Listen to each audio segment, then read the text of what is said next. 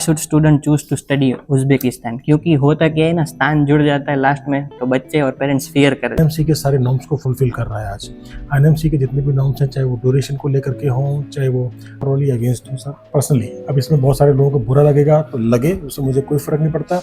लेकिन यहाँ पर लेडीज़ को बहुत अच्छे तरीके से सम्मान दिया जाता है। यहाँ पर जो हमारा 8 मार्च को जो सारी जो है ना वो मिसलीडिंग इन्फॉर्मेशन पेरेंट्स को कहीं ना कहीं से मिल जाती है, जिसमें एक है कि इंडियन पेरेंट्स जो इंडिया में बैठे है कि एक अच्छी सी वीडियो बना करके बताया कि यहाँ का हॉस्टल में बच्चा जब आता है तो उसको मालूम पड़ता है कि वो हॉस्टल जो है वो नहीं है जो दिखाया गया। ये सब आपको जब आप अपने एडमिशन की प्रोसेस करते हैं उसमें थोड़ा टाइम लीजिए। पे आता हूँ ये काफ़ी केसेस में ऐसा होता है कि बहुत लोग जो है वो यूनिवर्सिटी के नाम से मिलती जुलती वेबसाइट्स बना लेते हैं, यूनिवर्सिटी के नाम पे पैसा ले लेते हैं, बट पता चलता है कि ना ही उन्होंने ऑफिशियल किसी को यूनिवर्सिटी फीस पेमेंट करी। So hey guys, welcome to the first podcast of my YouTube channel. मेरा नाम है मोहम्मद तुम्बी, मैं गुजरात से हूँ और मैं अभी ताशकंद मेडिकल एकेडमी में 5th कोर्स में पढ़ रहा हूँ। और आज मेरे साथ बहुत ही स्पेशल गेस्ट जुड़ चुके हैं, mister Ravinder sir. So sir, your intro.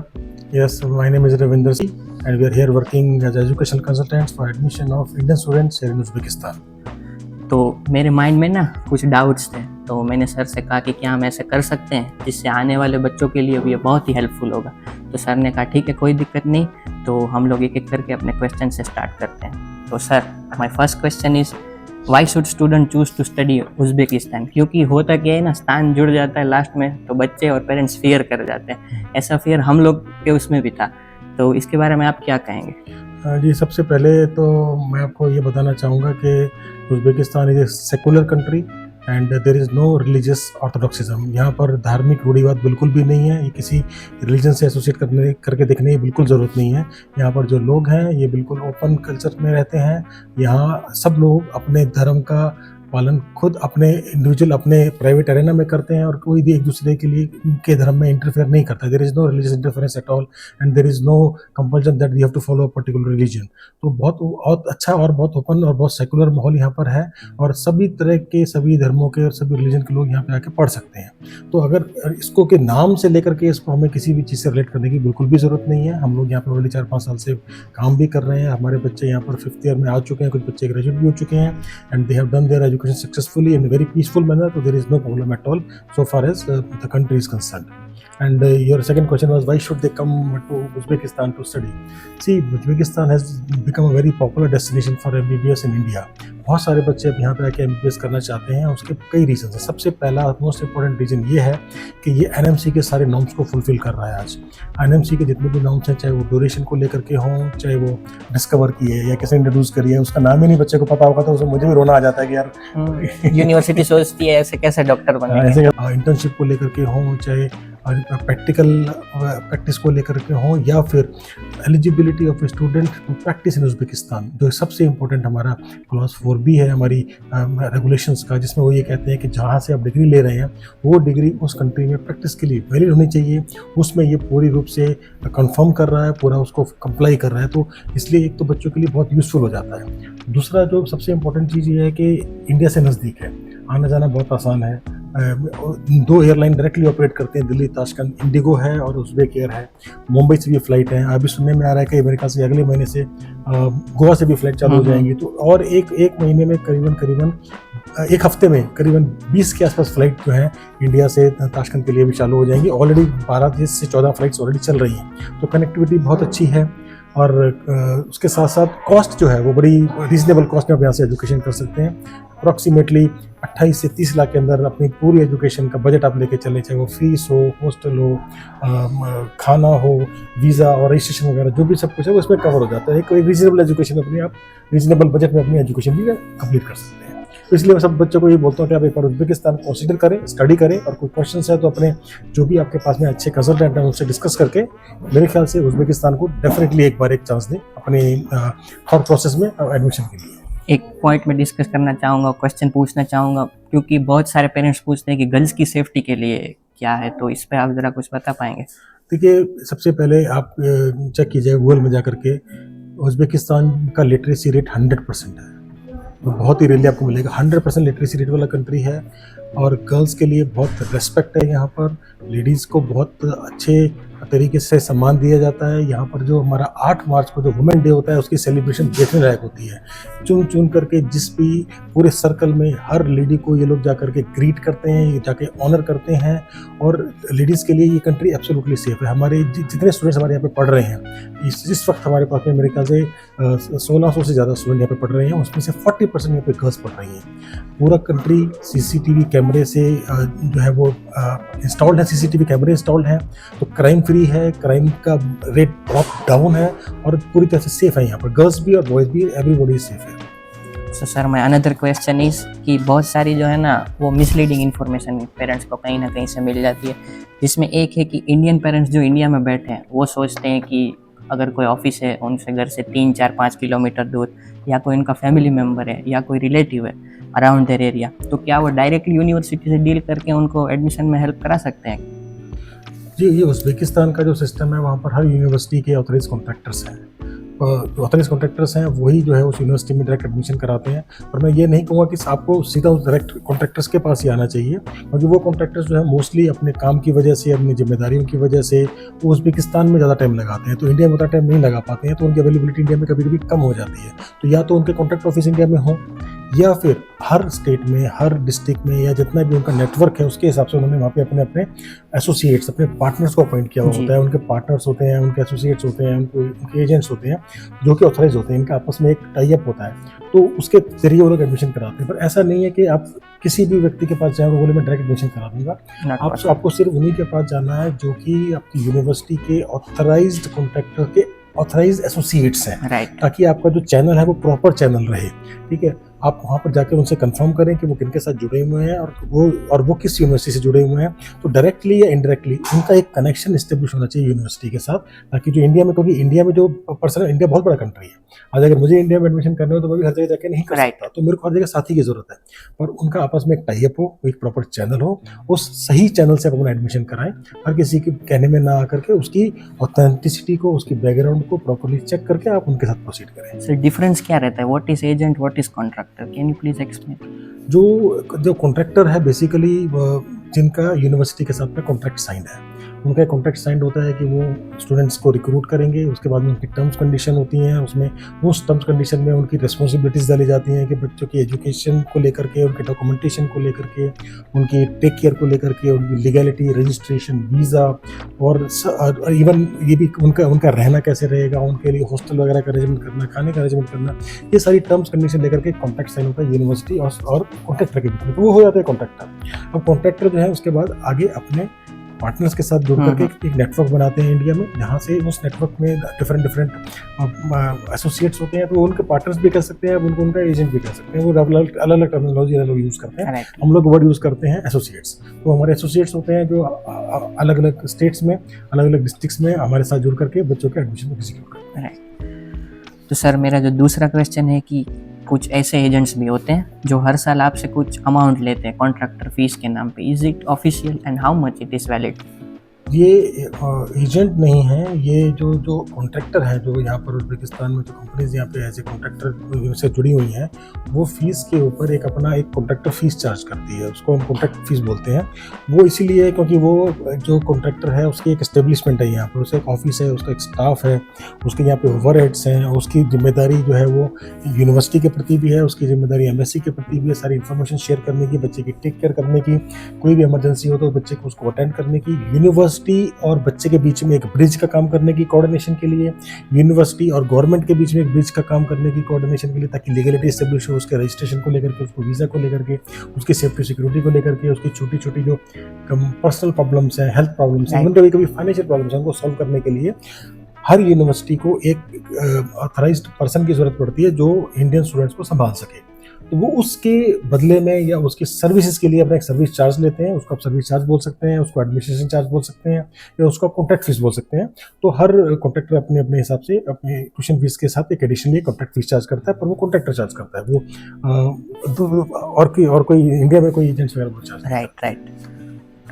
दूसरा मेरा ये क्वेश्चन है कि क्या ये पॉसिबल है कि बिना नीट के मैं एमबीबीएस अब्रॉड कर पाऊँ, और अगर मैं कर पाता हूँ तो कैसे, और आगे मेरे लिए क्या ऑप्शंस अवेलेबल रहेंगे? देखिए, जो मेन क्राइटेरिया इंडिया में एमबीबीएस का, इंडिया में जो आपको मेडिकल प्रैक्टिस का लाइसेंस लेना है, उसके लिए आपको नीट पास करना जरूरी है, और MBBS करने के बाद या MD जो भी आप बाहर से डिग्री लेते हैं उसके बाद में आपको अपना नेक्स्ट एग्जाम पास करना जरूरी है। लेकिन अगर कोई स्टूडेंट नीट क्वालिफाई नहीं है, वो एडमिशन ले रहा है, तो उसको इस बात को समझना है कि वो अपनी डिग्री कंप्लीट करके विदेश में जब जाता है, अपनी डिग्री कंप्लीट करके if he wants to come back to India, he will not be able to participate in next exam or FMG exam because he is not eligible to become an Indian doctor because he has not qualified the NEET।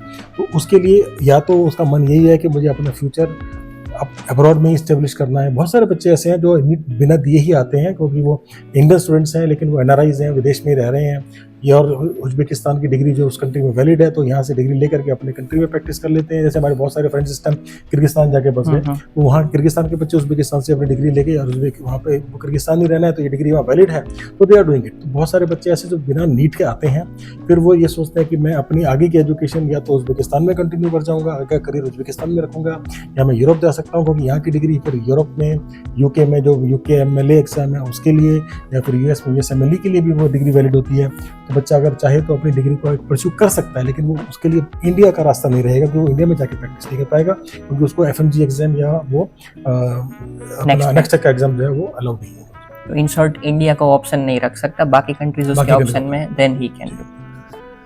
फिर एक है कि ऐसा ही कुछ है कि कहीं कहीं कंट्रीज में, किर्गिस्तान में, कजाकिस्तान में, वहाँ पे जो है वो 5 इयर्स का कोर्स हो। तो अगर मैं USMLE या कुछ देना चाहूँ एग्जाम, तो क्या मुझे उसके लिए 1-2 साल की अलग से कुछ इंटर्नशिप करनी पड़ेगी? देखिए, किर्गिस्तान और कजाकिस्तान जो है वो मेरे लिए एक आउट ऑफ कॉन्टेक्स्ट है, क्योंकि मैं वहाँ पे काम नहीं कर रहा हूँ, मैं उज्बेकिस्तान में काम कर रहा हूँ। तो और वैसे भी जब NMC की नई रेगुलेशंस आई है तो मेरे ख्याल से सभी जगह पर वो 54 मंथ की बेसिक एजुकेशन प्लस 12 मंथ की इंटर्नशिप फॉलो हो रही है। तो सब जगह पे 5.5 या 6 साल का ही कोर्स जो है इनडायरेक्टली जो है वो कम्युनिकेट हो गया है। उज्बेकिस्तान में जो हमारा जनरल प्रैक्टिशनर की डिग्री जो यहाँ पे मिलती है वो 6 ईयर की डिग्री है। 6 ईयर की डिग्री में उनकी जो है एजुकेशन भी है, उनकी प्रैक्टिस भी इंक्लूड है, और इस डिग्री को करने के बाद में इंडिया में जाकर उसे कोई इंटर्नशिप करने की जरूरत नहीं है, because is a complete doctor of Uzbekistan, और वो सीधा जाकर के USMLE का एग्जाम भी दे सकता है और UK MLA का एग्जाम भी दे सकता है, और यूरोप में अगर कोई कंट्री में जाकर के उसको अपनी हायर एजुकेशन करनी है तो उसके लिए भी वो एलिजिबल है, क्योंकि उसकी डिग्री पूरे वर्ल्ड में as a complete doctor valid है। और एक क्वेश्चन ये है कि यहाँ क्या हर स्टूडेंट को पर ईयर वीज़ा रजिस्ट्रेशन कराना पड़ता है कि नहीं? जी हाँ, ये बहुत जरूरी है। जैसे हम लोग के पास, जैसे यूक्रेन का बड़ा एग्जांपल था कि वहाँ पर उनको ईयरली इन सब चीज़ों की जरूरत नहीं पड़ती थी, लेकिन उज्बेकिस्तान में आपको हर बार अपना वीज़ा रिन्यू कराना है, और जब जब आपका वीज़ा रिन्यू होगा आपको अपना रजिस्ट्रेशन कराना है। जो गवर्नमेंट का जो रजिस्ट्रेशन है, अब ध्यान रखना, बच्चे कभी कभी कंफ्यूज हो जाते हैं, ये हमारे एजेंट्स को भी नहीं पता होता, नहीं पता होता, वो यूनिवर्सिटी का रजिस्ट्रेशन डिफरेंट है। जो ये गवर्नमेंट रजिस्ट्रेशन यहाँ पर अभी जो हम जिसके बात करते हैं, वो एक गवर्नमेंट के पास रिकॉर्ड रहता है कि एक फॉरेनर जो है वो इस कंट्री में किस एड्रेस पे रह रहा है, उसको एक गवर्नमेंट रजिस्ट्रेशन बोलते हैं। वहाँ की लोकल डिस्ट्रिक्ट पुलिस जो है वहाँ पे जाके वो रजिस्टर होता है। यूनिवर्सिटी एक लेटर बनाती है, अगर आप हॉस्टल में रह रहे हैं तो हॉस्टल पर रजिस्ट्रेशन करवाते हैं, अगर आप अपार्टमेंट में रह रहे हैं तो अपार्टमेंट का रजिस्ट्रेशन कराते हैं, लेकिन वो रिकॉर्ड यूनिवर्सिटी के थ्रू जाता है पुलिस में, और आपका लैंडलॉर्ड जा करके, या फिर यहाँ से हॉस्टल अगर है तो हम लोग जो हॉस्टल पे रन कर रहे हैं वो लोग जाकर उसका रजिस्ट्रेशन को वो करवाते हैं। तो वो रजिस्ट्रेशन कंपलसरी है, लीगल रिक्वायरमेंट इस कंट्री की। अगर आप वो नहीं करेंगे तो आपके ऊपर भी पेनल्टी आएगी, यूनिवर्सिटी के ऊपर भी पेनल्टी आएगी। तो रजिस्ट्रेशन और वीज़ा ये हर बार आपको रिन्यू कराना पड़ेगा। यहाँ पे मैंने देखा सिम कार्ड का भी रजिस्ट्रेशन होता है, रहते हैं उसका भी रजिस्ट्रेशन होता है। इन शॉर्ट सारी चीज़ों का हमें रजिस्ट्रेशन यहाँ पे कराना जी। और ये चीज़ हमारी वो पहले वाले क्वेश्चन वापस आ जाती है, सेफ्टी सिक्योरिटी को लेकर के। ये यही रीज़न है कि आप जो भी पर्सन यहाँ पर है, अगर वो कोई मोबाइल यूज़ कर रहा है तो रजिस्टर्ड है, वो मालूम मोबाइल कहाँ पे यूज़ हो रहा है, कब यूज़ हुआ, और वो पर्सन कहाँ पे रह रहा है। इवन अगर वो होटल में भी रह रहा होता है तो उस होटल में भी रजिस्ट्रेशन होता है, और वो रजिस्ट्रेशन भी लोकल पुलिस डिपार्टमेंट के पास में पहुँच जाता है। तो इसलिए ये सेफ्टी सिक्योरिटी से भी कनेक्टेड है, बहुत इंपॉर्टेंट पॉइंट ये जो रजिस्ट्रेशन का है। राइट। अब कुछ एजेंट्स जो होते हैं वो ये करते हैं कि कुछ जैसे चीटिंग बोल सकते हैं या फ्रॉड बोल सकते हैं, वो ये करते हैं कि आपको दूसरा कुछ वीडियो दिखा देंगे, दूसरे कुछ डिपार्टमेंट दिखा देंगे, आपको बोलेंगे आपका एडमिशन यहाँ हो रहा है, लेकिन अब आप जब यहाँ पे आते तब आपको पता लगता है कि नहीं, आपका एडमिशन यहाँ नहीं हो रहा, कहीं और हो रहा है। तो ऐसे कुछ केसेस हैं कि क्या? नहीं, ऐसे बहुत सारे केसेस हैं, और इसमें मैं थोड़ा एक डिटेल में बच्चों से बात करना चाहूँगा। मेरे ख्याल से आपका एक बार सेपरेट वीडियो बना लेंगे उसको लेकर के।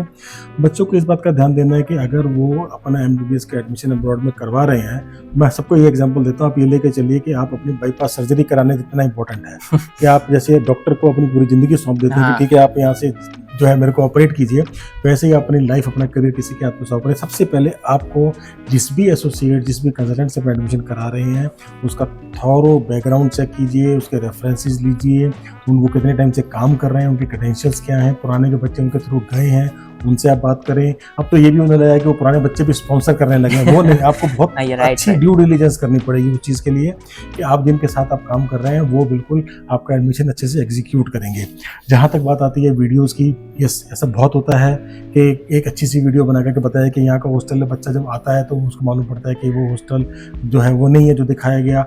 ये सब आपको जब आप अपने एडमिशन की प्रोसेस करते हैं उसमें थोड़ा टाइम लीजिए, उसमें हमें को जल्दबाजी नहीं करनी है कि आपके लोग बहुत प्रेशर करेंगे, कॉल्स आएंगे, आप फटाफट रजिस्ट्रेशन अमाउंट दे दीजिए, जल्दी से कुछ अपना पासपोर्ट मुझे दे दीजिए। नहीं, आप पहले उस यूनिवर्सिटी में जो पुराने बच्चे पढ़ रहे हैं उन तक पहुंचिए, उनको उनसे पूछिए, उनसे आप हॉस्टल के वीडियोस मंगाइए। इस वीडियो को आप देख के आप बच्चे से चेक करवा सकते हैं।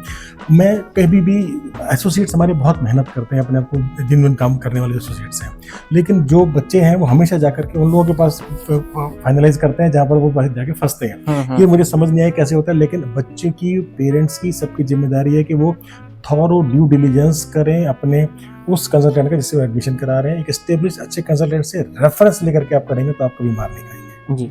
और इसमें मैं एक और पॉइंट ऐड करना चाहूँगा, जैसे मैंने ये काफ़ी सुना है कि कोई, अगर हम किसी के लोकल ऑफिस में जाते हैं तो हर एजेंट ये क्लेम करता है कि उसका वहाँ पे हॉस्टल है, उसका वहाँ मेस है। तो ऐसे 100, 200, 500 एजेंट है इंडिया में, तो क्या हर किसी का हॉस्टल मेस है यहाँ पे? नहीं, अभी देखो, अगर ऐसे देखने लगे तो हम ये देखते हैं कि 100 हॉस्टल अगर हमारे को यहाँ ताशकंद में मिल जाए तो हमारा कोई बच्चा अपार्टमेंट में ना रहे, स्पेस की प्रॉब्लम ना रहे। तो ना तो 100 हॉस्टल है यहाँ पे और ना ही 100 मेस है। होता क्या है कि जैसे एक यहाँ पर एक रिप्रेजेंटेटिव है किसी यूनिवर्सिटी के, तो उनके एसोसिएट हैं, तो उनके एसोसिएट भी वो अपने आप को जो है पार्टनर की तरह प्रेजेंट करते हैं। तो उसी तरह से बात वो ये बताते हैं कि वहाँ पे हमारा अपना हॉस्टल है और अपना मेस है। लेकिन स्टिल मैं बोलूँगा कि आप फिर भी वो देख लें कि वो जेन्युइन पार्टनर्स है कि नहीं है। ठीक है, जो भी लोग वहाँ पर काम कर रहे हैं, हमारे साथ जो लोग जुड़ के काम कर रहे हैं, तो वो भी डेफिनेटली यही क्लेम करें कि हमारा वहाँ पर हॉस्टल है, हमारा मेस है। ठीक है, तो लेकिन फिर भी बहुत सारे अनऑथराइज्ड लोग भी हैं जो मैंने देखा है, मैंने खुद देखा था कि वो आते हैं, वीडियोस बनाते हैं, उसके बाद में जो है वो बच्चे किसी और यूनिवर्सिटी में चले जाते हैं और बच्चे वहाँ से हमें फिर बाद में ढूंढ के फ़ोन करते हैं कि सर हमने तो ये वाला हॉस्टल देखा था आपका वाला और हम यहाँ पे पहुँच गए हैं। तो वो उस पर आपको थोड़ा सा होमवर्क खुद करना पड़ेगा। ऐसी चीज़ें बहुत होती हैं, तो ये आपको टेक केयर। वहाँ पे पुराने बच्चों को आप ढूंढ सकते हैं बड़े आराम से, आपको फेसबुक पे, इंस्टा पे आप लोग सब कनेक्टेड हैं, पता आपको चल जाएगा, या फिर जिससे आप एडमिशन करा रहे हैं वही आपको रेफरेंस दे देंगे। थोड़ी बहुत ड्यू डिलिजेंस करेंगे, आपको सब चीज़ें क्लियर मालूम पड़ जाएंगी। तो ये चीज़ है, लोग बोलते हैं, लेकिन वो उनके साथ जो जुड़े हुए होते हैं उन्हीं के पार्टनर से जो ये बात करते हैं, तो हमें ये देख लेना है कि हम जिससे बात कर रहे हैं वो जेन्युइन है। दूसरा एक पॉइंट है कि कुछ लोग ऐसे भी होते हैं इस काम में, एजेंट्स, जो ये करते हैं कि फेक वेबसाइट बना देते हैं कोई यूनिवर्सिटी के नाम से, या फिर USMLE और MCI का बोलते हैं कि कुछ दिए जाएंगे इनको प्लान्स वगैरह।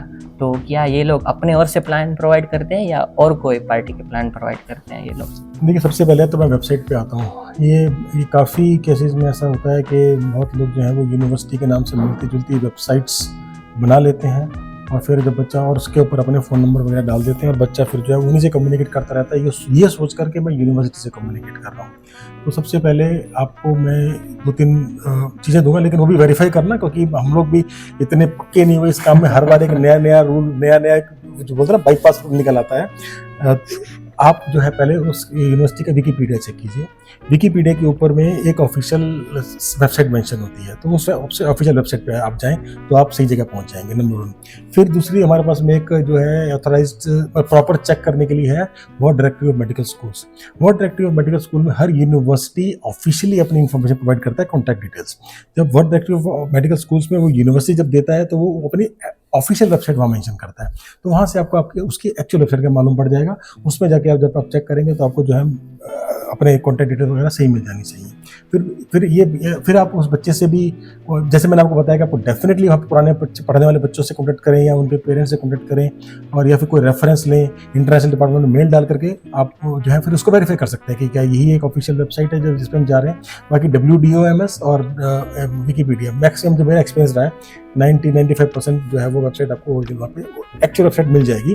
काफ़ी लोग जो है वो डमी वेबसाइट एक बना लेते हैं, बच्चा उसी पे और उसकी खूब जो है वो डिजिटल प्रमोशन करके उसको ऊपर ले आते हैं और बच्चा समझता है कि मैं यूनिवर्सिटी स्पॉन्सर्ड वीडियो करके तो इस पर आपको ध्यान रखें। ये तो आप लोग इस टाइम नए बच्चे तो बहुत तेज है इस मामले में, अपने ढूंढ लेते हैं, लेकिन फिर भी कहीं ना कहीं वो फंस ही जाते हैं इन चीज़ों में। फिर दूसरा एक है खास टीएमए से रिलेटेड इंटरव्यू को लेके, जैसे कोई एजेंट क्लेम करता है कि मैं आपको पास करा दूंगा, तो इज इट पॉसिबल और नॉट? नहीं, ये बिल्कुल पॉसिबल नहीं है। टीएमए को लेकर के, इंटरव्यू को लेकर के कभी कोई आप गलतफहमी ना पालें। आपका इंटरव्यू होगा, इंटरव्यू में काफ़ी सारे स्टूडेंट्स होते हैं, तो एग्जामिनर के पास भी बहुत ज़्यादा टाइम नहीं होता। आपको सबसे पहले ध्यान रखना है कि आप प्रॉपर नेटवर्क में हो, आसपास शोर ना हो, अपने पास में कोई मोबाइल या लैपटॉप लेके ना बैठे कि मैं वो क्वेश्चन पूछे फटाफट गूगल से चेक कर लूँ। अपना आईडी साथ में लेकर के बैठे, वो आपका आईडी चेक करेंगे। उसके बाद वो 2 सिंपल क्वेश्चन बायोलॉजी के और 2 सिंपल क्वेश्चन केमिस्ट्री के पूछते हैं, जो 12th लेवल के होते हैं, जो आपने नया नीट पास किया तो आपको जनरली आते होते हैं बच्चों को, वो कर सकते हैं। लेकिन कोई भी आपका एग्जाम पास नहीं करवा सकता। हो सकता है कि आप वही ये 2 चांस देते हैं, तो सेकंड चांस में दोबारा बैठें और ये जरूर रहता है कि जो क्वेश्चन बार बार रिपीट हो रहे हैं वो दे दिए जाते हैं कि सर ये पिछले बच्चों से पूछे जा रहे हैं। तो हर जगह होता है गेस्ट पेपर जिसको हम बोलते हैं, सैम्पल क्वेश्चन पेपर बोलते हैं, और बच्चे को बताए जाते हैं और उसमें से आ गया तो वो बोलेगा मैंने पास करा दिया, नहीं हुआ तो बोलेगा पता नहीं उन्होंने क्या पूछ लिया। बट जो मेन चीज़ है कि किसी की अप्रोच नहीं है या किसी की ऐसी एक्सेस नहीं है कि वो किसी का इंटरव्यू पास करा सके। तो बच्चा जो है वो अपनी नॉलेज, अपनी मेहनत पे पास होता है। हाँ, अपनी नॉलेज, अपनी मेहनत पे पास होता है। और बेसिक क्वेश्चंस होते हैं जो जनरल हमने भी देखे हैं इंटरव्यूज, तो हमें मालूम है कि बेसिक ज़्यादा मुश्किल क्वेश्चन नहीं पूछते। अब आप ये देखिए कि अगर बच्चे से पूछा जा रहा है कि पीरियोडिक टेबल किसने डिस्कवर की है या किसने इंट्रोड्यूस करी है, उसका नाम ही नहीं बच्चे को पता होगा, तो उसमें मुझे भी रोना आ जाता है कि यार यूनिवर्सिटी सोचती है ऐसे कैसे डॉक्टर बनेंगे, ऐसे कैसे डॉक्टर बनेंगे, इंटरव्यू बेसिक क्वेश्चन नहीं है तो बच्चा फेल ही होगा ना उसके अंदर। दूसरा एक है जो कि बहुत बड़ा स्कैम चलता है, फीस स्कैम। उसके बारे में मैं 3-4 क्वेश्चन आपसे पूछना चाहूँगा। एक है यूनिवर्सिटी फीस स्कैम। वो लोग जो है वो यूनिवर्सिटी के नाम पे पैसा ले लेते हैं, बट पता चलता है कि ना ही उन्होंने ऑफिशियल किसी को यूनिवर्सिटी फीस पेमेंट करी है। तो इज इट ट्रू, ऐसा कुछ केसेस है? आप मुझे जो फीस के सभी क्वेश्चन एक साथ पढ़ दें तो मैं आपको उसका सब एक साथ आंसर। और कौन से क्वेश्चन है फीस के? और भी 2 क्वेश्चन है आपके। या और एक है कि कुछ लोग जो है वो आपको पैकेज लेस बताते हैं आपको कन्विंस करने के लिए। उसके बाद स्टूडेंट जब यहाँ आता है तब पता चलता है कि उसके साथ ये हुआ है। देखिए, सबसे पहले तो ये है कि यूनिवर्सिटी के नाम पे फीस जो है वो सिर्फ यूनिवर्सिटी या यूनिवर्सिटी का जो ऑथराइज कॉन्ट्रैक्टर है वही ले सकता है। वो भी ऑथराइज कॉन्ट्रैक्टर वो है जिसको यूनिवर्सिटी ने लिख कर के ऑथराइजेशन लेटर में दिया हो कि is authorize to collect the fee on our behalf. Otherwise आप यूनिवर्सिटी की फीस को यूनिवर्सिटी में डालें और यूनिवर्सिटी के ऑथराइज कॉन्ट्रैक्टर को ही दें। आप जो एसोसिएट के जो प्रोसेसिंग चार्ज है, जो आपका कंसल्टेंट है, वो क्योंकि आपका एडमिशन करा रहा है, he is entitled for a processing charge. वो जो भी प्रोसेसिंग चार्ज ले रहा है, चाहे वो $1000 है, चाहे वो $2000 है, चाहे वो $1500 है, जितना भी पैसा आपका उनके साथ तय हुआ है, उसकी पेमेंट आप वहाँ पर कीजिए। और उसके बाद बाकी जो पेमेंट है आप जो है अगर यूनिवर्सिटी की अकाउंट डिटेल मिल जाती है तो वहाँ पर दे दीजिए, नहीं तो जो यूनिवर्सिटी के जो भी डायरेक्ट कॉन्ट्रैक्टर्स हैं जो यूनिवर्सिटी ने अपॉइंट किए हैं आप उनको पे कर सकते हैं और उनसे उसकी रिसीट ले सकते हैं। आप उनको पे करके अपनी रिसीट ले लीजिए, आप सेफ हैं। तो मेरा कहना यह है कि आपकी जो टोटल पेमेंट है वो 2 पार्ट में डिवाइड है। एक प्रोसेसिंग फीस जो कि आपको इंडिया में पे करनी है, वो इसलिए एंटाइटल्ड है क्योंकि पूरे साल आपके लिए यहाँ पर भी आते हैं वो एसोसिएट्स, यहाँ पे आके अपना आपको अपग्रेड करते हैं चीज़ों को लेके, फिर आपको उस चीज़ को लेकर एजुकेट करते हैं।